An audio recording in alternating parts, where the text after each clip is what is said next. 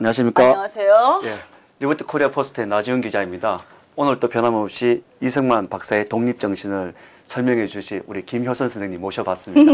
안녕하십니까? 안녕하십니까? 네. 네. 선생님, 저 몇 주 동안 저희도 잘 못 본 것 같습니다. 아, 예. 네, 지난주에는 우리가 저기 박사님, 임 박사님하고 아주 조용하게 분위기 있게 했습니다. 봤습니다, 방송. 네. 오늘도 한번 그렇게 해보도록 하겠고요. 19번째 시간이고요. 네. 자유와 평등을 쟁취한 프랑스 혁명에 대해서 이제 오늘 방송을 그러니까 설명하실 것 같습니다. 아, 예, 지금 이게 이제 그 17세기, 18세기냐? 18세기죠? 네. 그 프랑스 혁명이라고 하는데 프랑스 대혁명이라고 해요.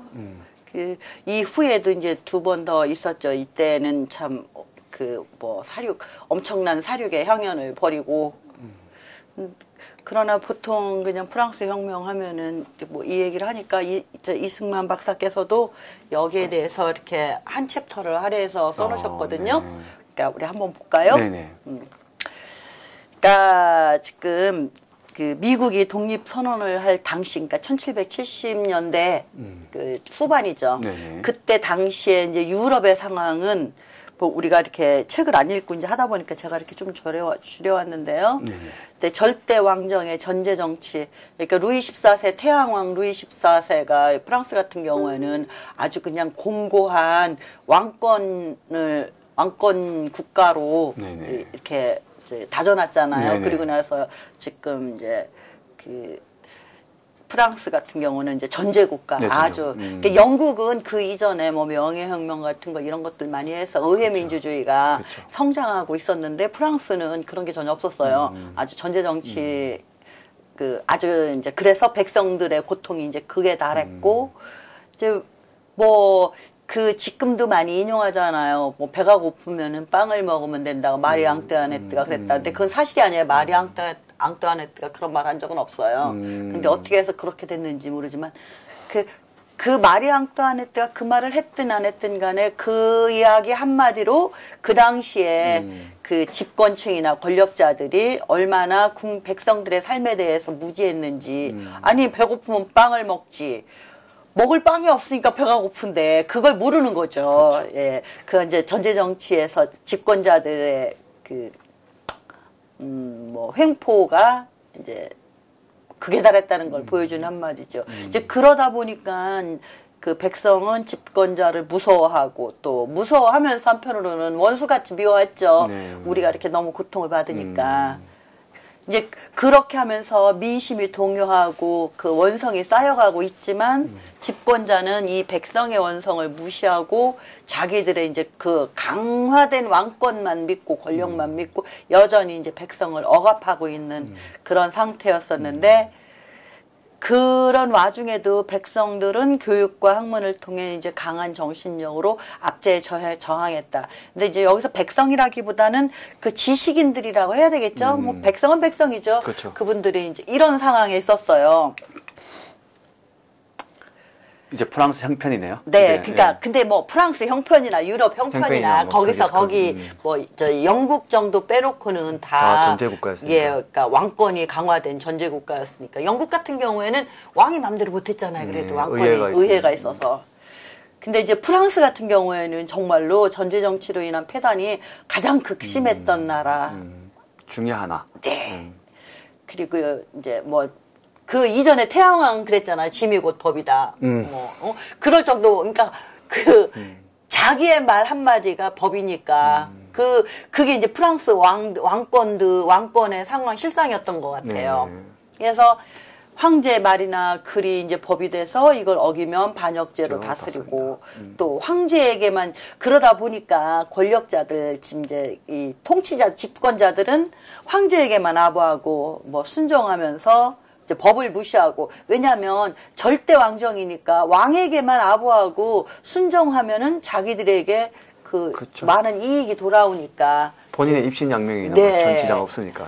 그래서 그러면 이제 그렇게 하면 할수록 또 그 왕은 뭐 이렇게 대신들을 제대로 대접해 주지 않았던 것 같아요. 그렇죠. 뭐 쉽게 말하면 우리 요즘 맨날 그러잖아요. 국민을 뭐 개돼지로 아느냐 그러는데 저기도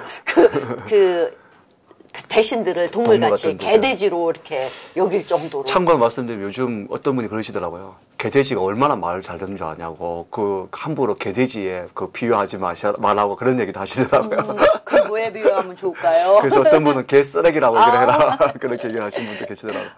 이제 그러다 보니까 관리들은 권력 남용을 일삼고 이제 백성을 죽이고 백성들의 재물을 약탈하고 그러니까 사익만 추구하는 거죠. 그렇죠. 이렇게 그 백성들이 어떻게 살거나 말거나 뭐 우리 조선시대도 그랬잖아요. 마찬가지였고. 그래서 이제 결국은 그 밀란이 일어나고 근데 어느 나라나 그 집권자들이 그 백성의 정황을 살피지 못하면 어느 순간에 쌓였던 원성들이 이제 폭발해서 나오는 거죠.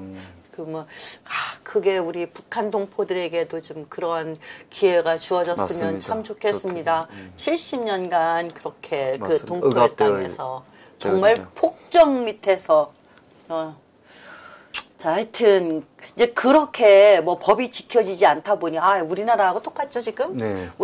우리나라 지금 뭐 법은 있으되 법대로 지켜지는 게 없고 판결도 뭐 법대로 판결하는 게 아니라 자기들에게 유리하게 판결하거나 뭐 청와대가 뭐 사법부에 전화해서 뭐 그렇게 컴플레인 정도면 예, 뭐 판사를 이런 여론 법치, 이러니까 상권 분립은 이미 깨졌다 봐야 되고. 근데 그런 것들은 이제 좀 큰 범위에서 그렇잖아요. 우리 일반 국민들의 삶에서 볼 때 이 법치가 정말로 깨졌다는 그 생각을 저는 굉장히 많이 해요. 요즘 그 소소한 일상생활에서. 왜냐하면은 뭐 예를 들어서 이제 아침에 출근길에서 편도 뭐 3차선, 4차선 도로에 이게 신호대기하고 서 있어요. 사거리에서. 그러면은 4차선에 서 있는 차가 획 중앙선을 넘어서 4차선에 있는 차가 획 중앙선을 넘어서 반대 차선으로 가요. 이거는 중앙선 침범이잖아요. 그렇죠. 그러면은 벌금에다가 벌점에다가 그런데 누구도 단속하는 사람이 없어요. 경찰들이 있음에도 불구하고. 그렇습니까? 예.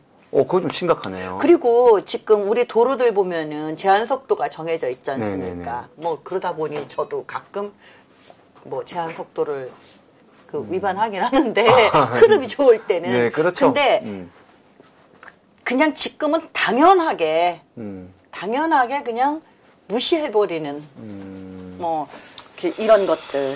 그리고 예를 들어서 우리 이제 민원인들이 민원을 접수하면은 통상 민원에 따라서 처리 기간이 있지 않습니까? 법적으로 정해져 있지 않습니까? 이거 한 번도 안 지켜져요.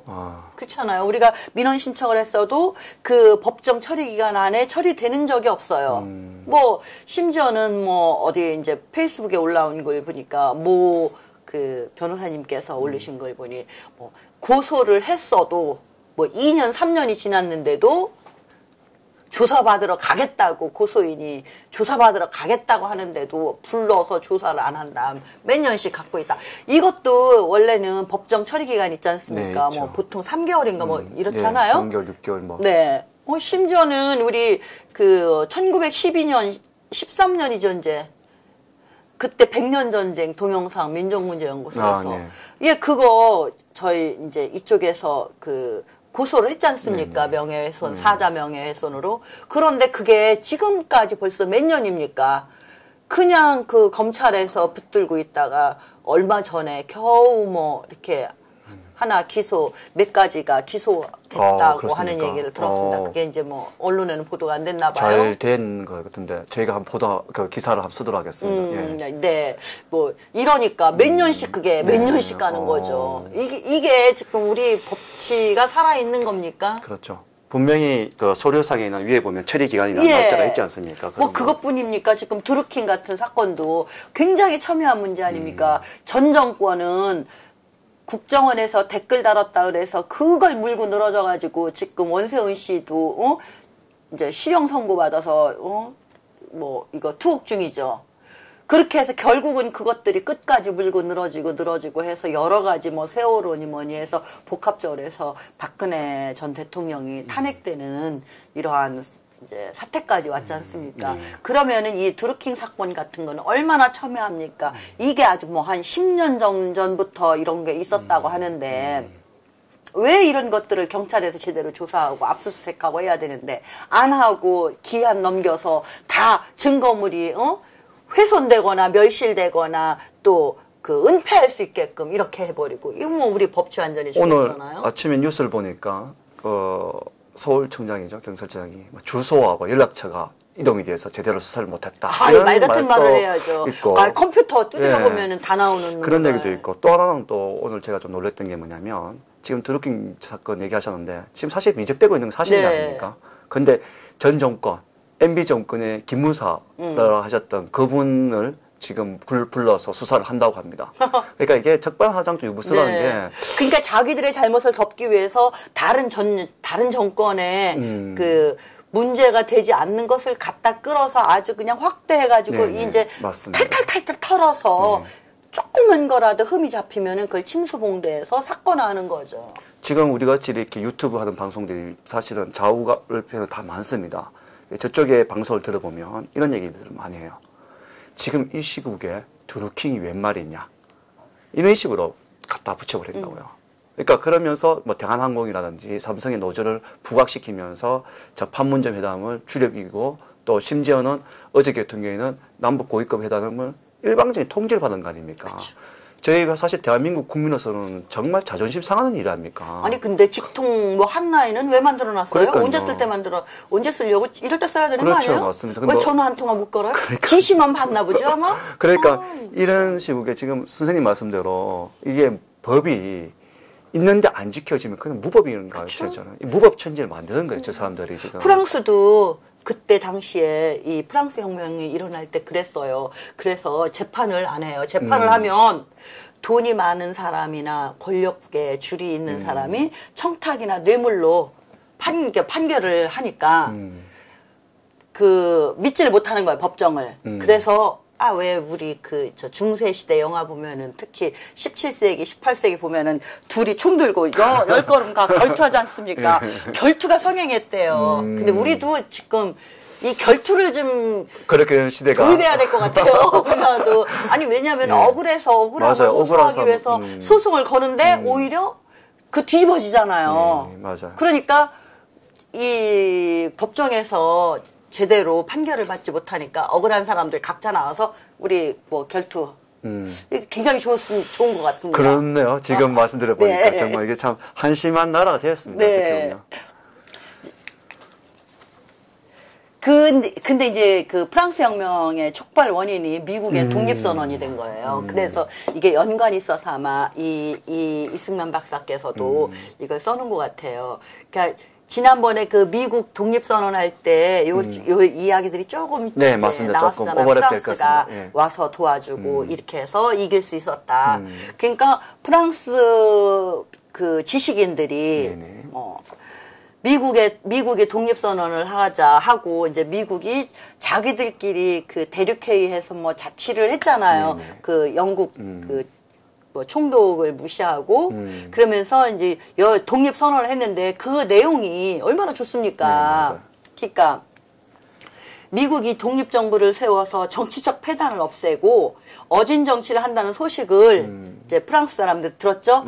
그 소식을 듣고 감동받아서 막 자원해가지고 또 가고 그 프랑스 지식인들이 미국 독립전쟁에 이렇게 많이 참여를 했어요. 네. 그리고 이제 그 미국의 제도가 이제 아름답다. 이제 이게 옛날 말이라 이렇게 아름답다고 하는데 이제 뭐 보통 또 이 박사가 특유의 그분의 문체가 있어요. 선미한 제도. 그러니까는 그 한문으로 쓴 거거든요. 그렇죠, 착할 선에다가 아름다울 미자. 그러니까 참 좋은 제도라는 거죠. 이렇게. 그리고 이제 그 공평함. 이런 것들에 감동을 해서 이렇게 프랑스 민심이 동요가 된 거예요. 왜냐하면은 자기들은 저렇게 그 폭정에 탄압받고 있는데, 야, 미국은 영국의 독립을 선언해가지고 그 제도가 얼마나 막 이 프랑스 혁명의 뭐 박애 평등 이게 벌써 이미 미국 독립선언에 나왔잖아요. 그러니까 이 아주 프랑스 민심이 뭐 더 동요한 거죠. 저기 미국 신식민지는 저렇게 하는데. 그 이제 이렇게 해서 민심이 막 들끓기 시작하니까 집권자들은 이제 동요하는 민심을 달래야 되잖아요. 그러니까 이제 그걸 더 더 엄격하게 제압을 해야 단속하고, 되니까. 예, 이 정치 문제에 있어서 반론 뭐 언론을 막아버린 거죠. 백성이 니네는 정치에 관여할 자격이 없다. 하기야 그때는 왕정이니까. 그렇죠. 맞습니다. 이러면서 이제 그걸 엄금하죠. 여기 밑에 보면은 백성은 정치에 관여할 권리가 없고 또 미국인과 접촉도 못하게 한 거예요. 왜냐하면은 미국인과 접촉하면 미국이 독립선언한 것을 듣게 되잖아요. 그리고 어떠한 나라를 세우겠다고 미국이 독립선언했는지 그 독립선언의 내용, 그 좋은 내용, 자유, 평등, 뭐 박애 이런 내용들이 그래서 그런가요? 저기 한 번씩 프랑스 영화 한 번씩 보면 미국인이라 하면 그러니까 미국에서 왔다 미국인이라 그러면 조금 거부하는 그런 게 보여요. 아마 저런 게 뿌리가 아닌가 싶습니다. 근데 프랑스 국민들은 안 그러고 참 좋아했는데 그렇게 해서 프랑스 지식인들이 이제 먼저 투쟁이 나선 거죠. 그 사실 우리 지금 대한민국 우리 국내에 지금 문제 많잖아요. 네. 우리 지식인들이 좀 더 양심 있는 지식인들이 많이 나와셔야 됩니다. 나와서 이야기를 해야 됩니다. 자기의 가슴 속에 예. 담고만 있어가지는 안 돼요. 이것을 표출해서 국민들이 다 알 수 있게끔 맞습니다. 이해할 수 있게끔 예. 그러나 지금 우리 지식인들이 그 역할을 못 해주고 있죠. 심지어는 그래서 저희들은 부역자라고 부릅니다.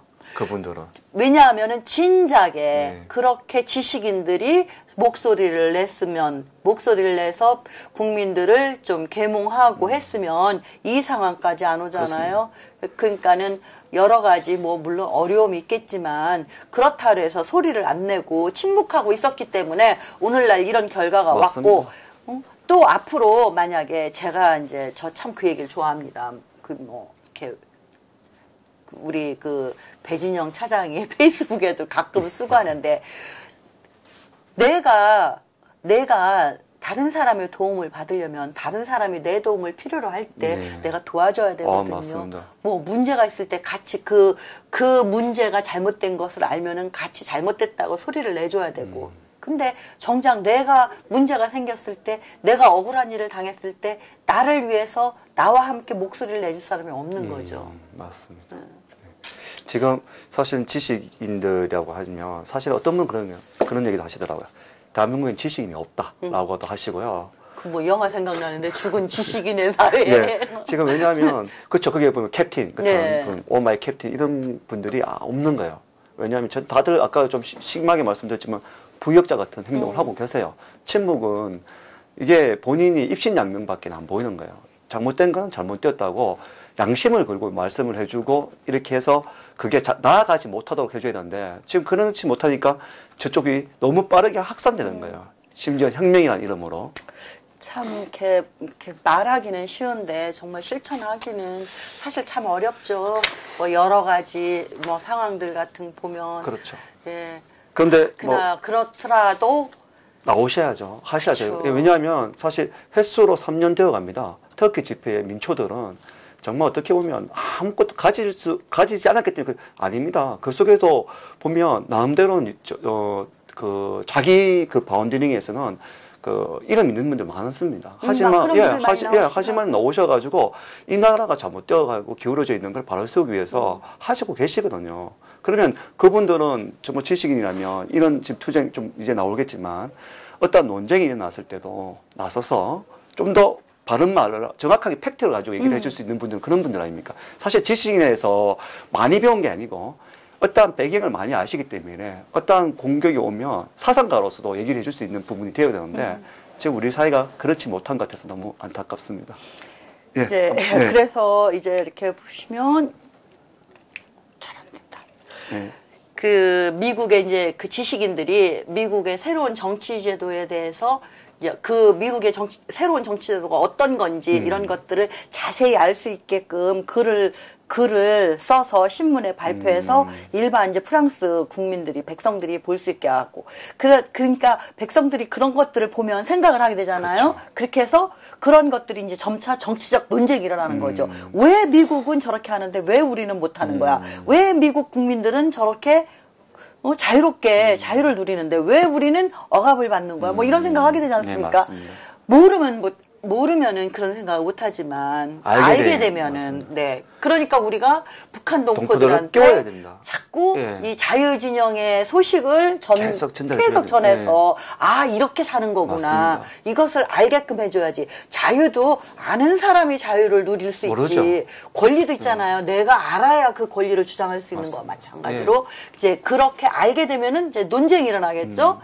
그래서 그 사람들이 아 미국의 생각이 너무 좋아. 미국의 정치 제도가 너무 좋아. 정말로 부러워. 저렇게 미국 사람들이 참 훌륭해.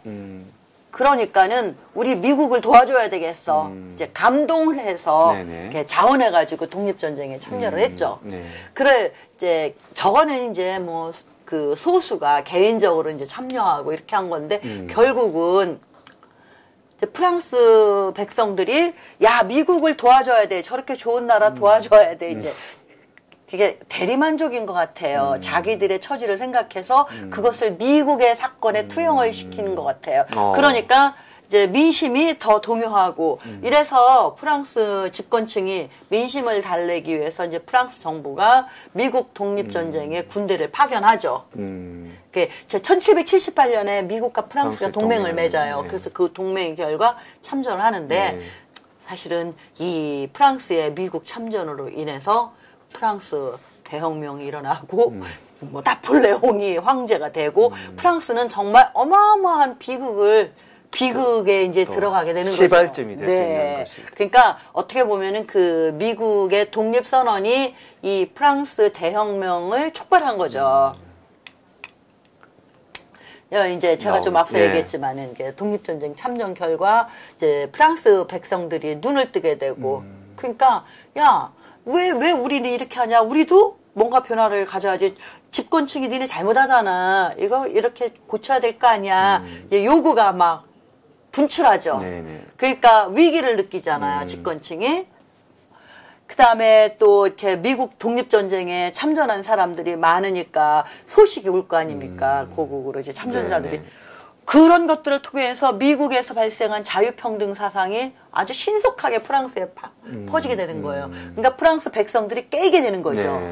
깨이게 되다 보니까 정치적 패단이 낱낱이 폭로가 되는 거죠. 몰랐을 때는 뭐 우리 억압당에 우리는 뭐 권리가 없나 봐 이랬는데 이제 이런 것들을 배워서 의식이 깨이고 보니까는 문제점이 자꾸 드러나는 거죠.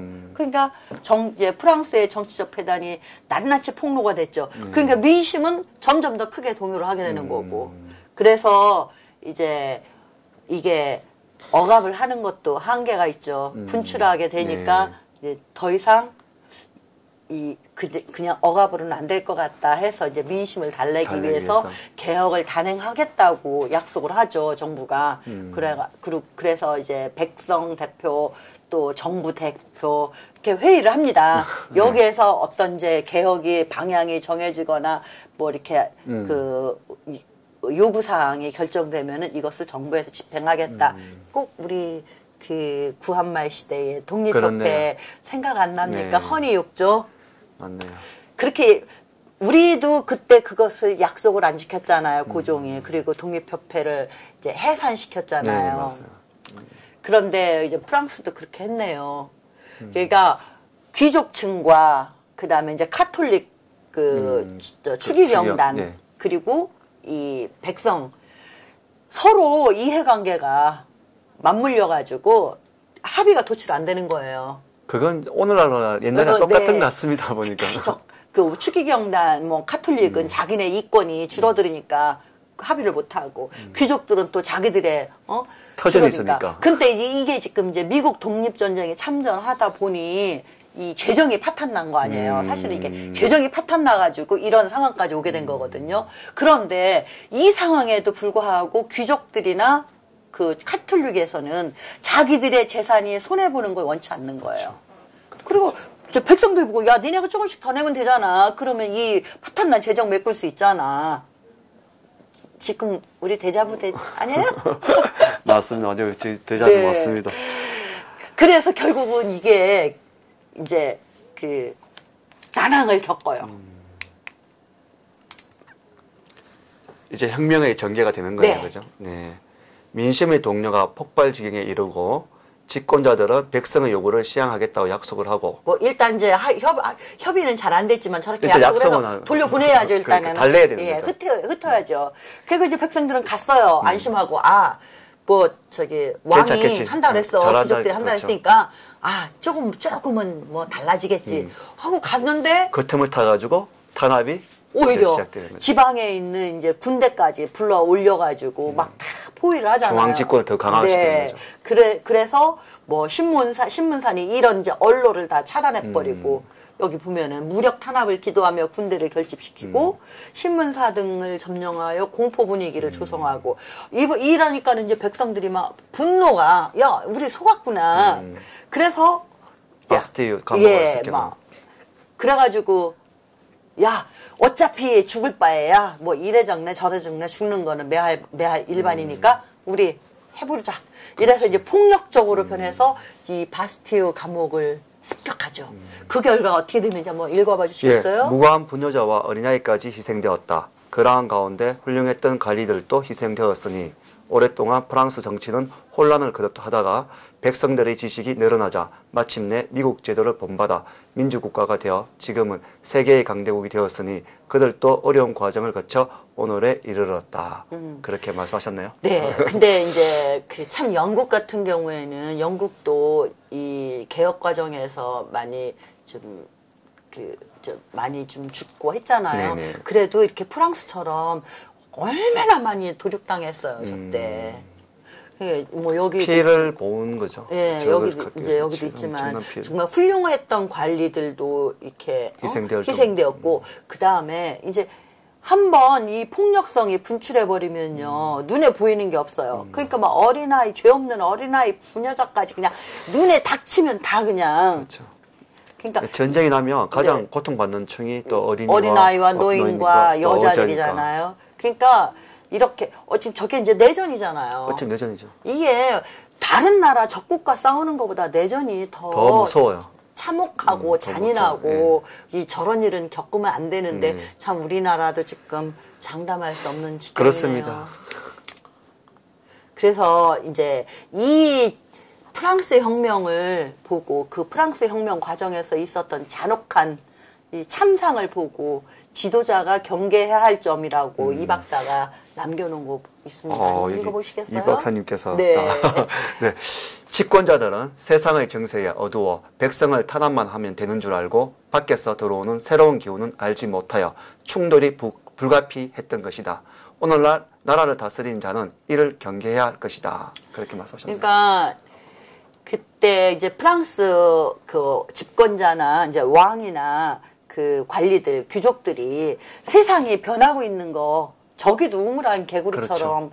이미 미국에서 그 신대륙에서는 이렇게 자유평등 사상이 막 발전돼 가지고 그 사람들이 깨어나고 또 영국의 독립을 선언하고 이럴 정도였는데 지금 프랑스에서는 그러한 새로운 사조를 전혀 몰랐던 그렇죠. 거예요. 그냥 밝기만 되는 줄 알고. 그렇죠. 이제 우물안 개구리처럼 과거에 해왔던 것처럼 하면은 백성들은 무식해서 탄압하면 돼. 뭐 이런 그러니까 밖에서 어떠한 새로운 사상이 일어나고 새로운 사조가 일어나는지를 몰랐던 거죠. 우리 구한말 때 똑같잖아요. 그렇네요. 그러니까는 밖에서 들어오는 새로운 기운을 알지 못해서 새로운 기운들이 우리 독립정신에 그런 이야기 있잖아요.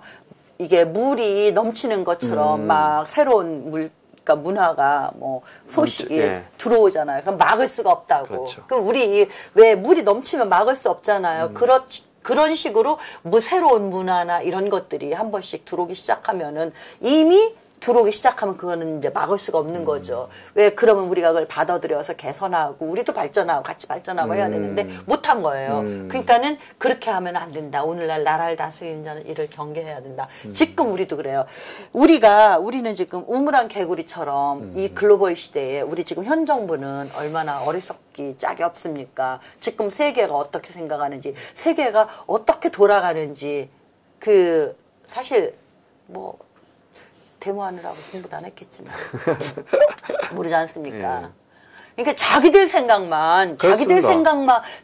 생각에 골몰하고 자기들 생각에 아주 함몰돼 있는 거예요. 내가 이런 생각을 할 정도, 이런 생각을 내가 하면은 상대방은 어떻게 생각할 것인가, 다른 나라는 어떻게 생각할 것인가, 이런 거 전혀 생각 없잖아요. 그냥 내가 생각하는 것, 내가 하고자 하는 것만.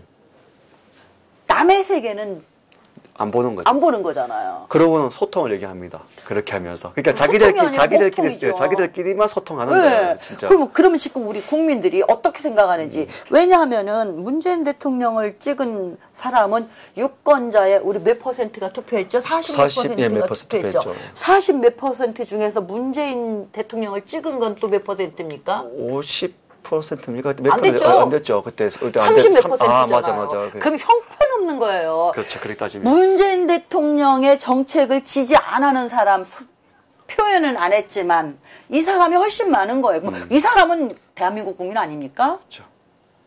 그래서 제가 답답한 게 지금 그 통계조사, 특히 여론조사는 이거 분명히 개선해야 될 문제점이 있어요. 이게 그러니까 응답률이 안 되면 그거는 공표하면 안 되죠. 공표하면 안 되거든요. 왜 그러냐면 우리 주민 투표 같은 거 있잖아요.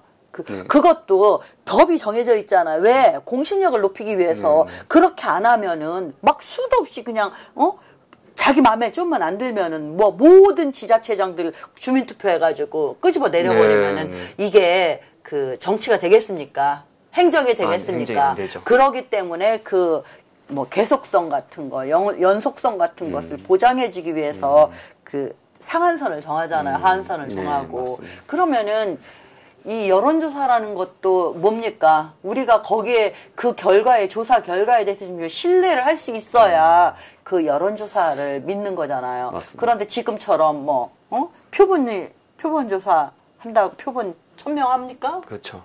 그러면 1000명 중에서 응답률이 얼마나 됩니까? 한 5%? 그렇죠. 그렇지만 그게 문제예요. 예.